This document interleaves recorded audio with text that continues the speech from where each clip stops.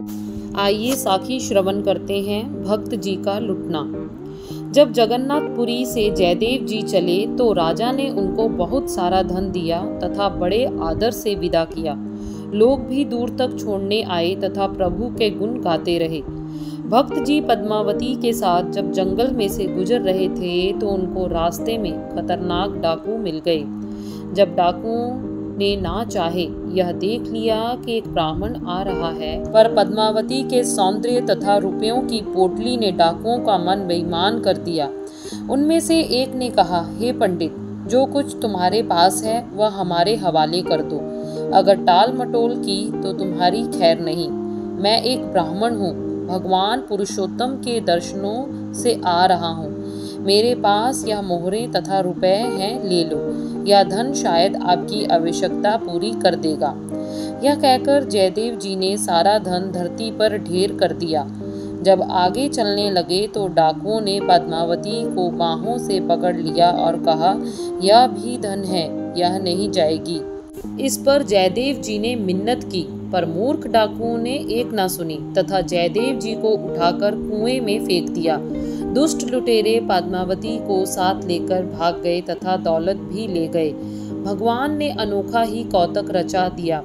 बुरे पुरुष की दौलत ने भक्त तथा उसकी धर्मपत्नी को दुखों कष्टों में डालकर शायद परीक्षा लेनी चाहिए। जैसे पूर्ण भक्त को कुएं में उसके पिता ने गिरवा दिया था, उसी तरह मूर्ख डाकुओं ने महान विद्वान तथा ब्रह्म स्वरूप भक्त को कुएं में फेंक दिया।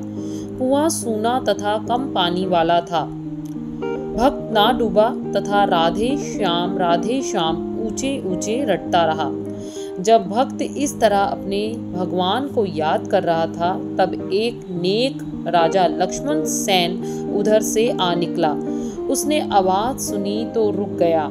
उसके सेवकों ने भी सुना। आवाज आ रही थी, राधे श्याम, हरे राम राधे श्याम। वह भी लय में मस्ती के साथ गाने की। हे बोलने वाले, यह बताओ तुम कौन हो? राजा ने आगे होकर आवाज दी, मेरा नाम जयदेव है, मैं पुरुष हूँ। मुझे भगवान के आदमी कुएं में फेंक गए हैं। डरने वाली बात नहीं, मैं प्रभु का सुमरण कर रहा हूँ, आगे से जवाब आया। उसी समय राजा ने रस्सा गिरवाया तथा भक्त को कहा कि वह रस्से की गोल गांठ बनाकर पैर फंसा ले तथा साथ ही रस्से को पकड़ ले, उसको ऊपर उठाया जाएगा। भक्त ने कहा, डोल के बिना नहीं आ सकता, मेरी बाजुओं को चोटें लगी हैं। राजे ने डोल कुएं में फेंका तो भक्त जी को बाहर निकाला। जब बाहर आए तो उन्होंने सारी आप बीती सुनाई। राजा सुनकर बड़ा हैरान हुआ तथा भक्त की टूटी हुई बाजुएं देखकर उसको बहुत दुख हुआ। वह सोचता रहा कि भक्त जी कैसे लिखेंगे। राजा लक्ष्मण सेन ने भक्त जयदेव जी को साथ लिया और अपनी राजधानी ले गया। भक्त जी को पद्मावती की बहुत चिंता थी, पर विवेक यही था कि सबका रक्षक भगवान है, जो प्रभु की इच्छा है वही हो जाता है। राजा ने पुण्य दान करने के साथ एक महायज्ञ किया। उस यज्ञ का यह फल मिला कि जयदेव जी की बाजुएं ठीक हो गई।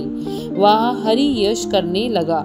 दूसरी तरफ यज्ञ में आए साधु भेष में लुटेरे भी पकड़े गए तथा पद्मावती का पता लग गया। वह अपने गांव कैंदल थी।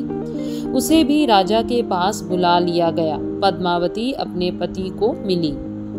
अब श्रवण करते हैं भक्त जयदेव जी का स्वर्गवास। राजा के पास भक्त जी लंबे समय तक रहे तथा हरि नाम का कीर्तन किया करते। आपका बहुत यश होता था। कथा होती, भक्त जी जो वचन करते थे पूरे हो जाते। इस तरह काल बीत गया। एक दिन जयदेव जी ने राजा को कहा, हे महिष, मेरी तीव्र इच्छा है कि अपने नगर की तरफ जाऊं। अब आज्ञा दीजिए। आप प्रभु का नाम सुमरण करते रहो, किसी तरह की कमी नहीं आएगी। भगवान आपकी सहायता करेगा। चाहे राजा की इच्छा नहीं थी कि भक्त उनसे कहीं दूर जाए, वह चाहते थे कि उनके पास रहे। राजा के मन को शांति प्राप्त हो गई थी। फिर भी भक्त जी की इच्छा के विरुद्ध ना जा सके। बहुत सारा धन देकर राजा ने आदर सहित विदा किया तथा साथ ही अपने आदमी भेजे तो रास्ते में रक्षा करते गए तथा भक्त को कैंदल पहुंचा गए। अपने नगर में आकर भक्त जी भगवान का यश करते रहे। गंगा उनके घर से दूर बहती थी, पर भक्त जी की ऐसी महिमा हुई कि एक बाढ़ से गंगा निकट आ गई। कैंदल नगर में रहते हुए भक्त जी की आयु बहुत बढ़ जाने से वृद्ध हो गए। उनका अंतिम समय निकट आ गया तथा एक दिन भजन करते हुए ही ज्योति ज्योत समा गए। उनका ज्योति ज्योत समाना सुनकर पद्मावती भी परलोक गमन कर गई तथा दोनों की आत्माएं स्वर्गपुरी को चली गईं। जय जयकार होती रही। उनकी समाधि उनके नगर में है, गंगा किनारे, तथा गंगा का नाम जयदेई गंगा है। प्रत्येक माघी की संक्रांत को मेला लगता है तथा लोग स्नान करके मोक्ष प्राप्त करते जा रहे हैं। राधे श्याम तथा गीत गोविंद की धुनें गाई जाती हैं। धन्य धन्य भक्त जयदेव जी। यह थी भक्त जयदेव जी के जीवन की साखियां, जिनको श्रवण करके हम अपना जीवन सफल कर जाएंगे।